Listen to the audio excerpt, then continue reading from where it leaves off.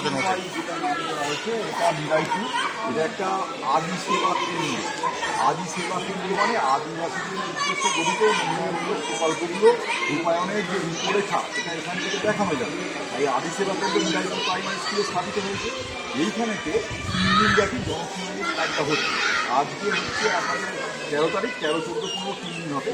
আমাদের পঞ্চায়েতের তরফ থেকে প্রচার প্রচার করা হয়েছে ঠিকঠাক। আপনারাও নিজেরা সচেতনভাবে আমাদের পাড়া প্রতিবেশীদের জানিয়ে দেবেন। আদিবাসী সম্প্রদায় যারা রয়েছে তারা এখানে এলে তাদের সরকার থেকে কী কী বিভিন্ন পরিষেবা প্রদান করা হচ্ছে এবং সেই পরিষেবাগুলো তারা কীভাবে উপলব্ধ করতে পারবে সেই বিষয়গুলো সম্পর্কে আপনাদের জানতে হবে।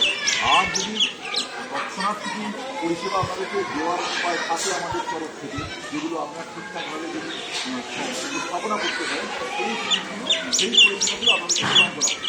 এবং একটা অফিসের দূরত্ব অনেকটা এখান থেকে যোগাযোগ করা, এই অসুবিধা দূর করার জন্য সরকারের এই উদ্যোগ, এই প্রয়াসটা সাফল্যমণ্ডিত হবে আপনাদের সকলের অংশগ্রহণের মাধ্যমে। আমরা সবাই সচেতনভাবে অংশগ্রহণ করি। পাড়াতেও আমরা প্রচার করছি, আপনারা একটু বলুন সবাই আসবে এখানে এতে অংশগ্রহণ করুন।